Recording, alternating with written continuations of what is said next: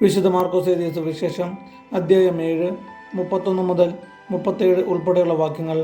ബദിരനെ സുഖപ്പെടുത്തുന്നു. അവൻ ടയർ പ്രദേശത്തു നിന്ന് പുറപ്പെട്ട് സീദോൻ കടന്ന് ദെക്കപ്പോളിസ് പ്രദേശത്തുകൂടെ ഗലീലി കടൽത്തീരത്തേക്ക് പോയി. ബദിരനും സംസാരത്തിന് തടസ്സമുണ്ടായിരുന്നവനുമായ ഒരുവനെ അവർ അവൻ്റെ അടുത്ത് കൊണ്ടുവന്നു. അവൻ്റെ മേൽ കൈകൾ വെക്കണമെന്ന് അവർ അവനോട് അപേക്ഷിച്ചു. യേശു അവനെ ജനക്കൂട്ടത്തിൽ നിന്ന് മാറ്റി നിർത്തി അവൻ്റെ ചെവികളിൽ വിരലുകളിട്ടു. തുപ്പലുകൊണ്ട് അവൻ്റെ നാവിൽ സ്പർശിച്ചു. സ്വർഗത്തിലേക്ക് നോക്കി നെടുവീർപ്പിട്ടുകൊണ്ട് അവനോട് പറഞ്ഞു, എഫാത്ത, തുറക്കപ്പെടട്ടെ എന്നർത്ഥം. ഉടനെ അവൻ്റെ ചെവികൾ തുറന്നു, നാവിൻ്റെ കെട്ടഴിഞ്ഞു. അവൻ സ്ഫുടമായി സംസാരിച്ചു. ഇക്കാര്യം ആരോടും പറയരുതെന്ന് അവൻ അവരെ വിലക്കി.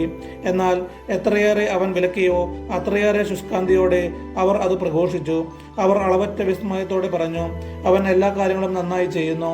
ബധിരർക്ക് ശ്രവണശക്തിയും ഊമർക്ക് സംസാരശക്തിയും നൽകുന്നു. നമ്മുടെ കർത്താവ് യേശുവിനെ സ്തുതി.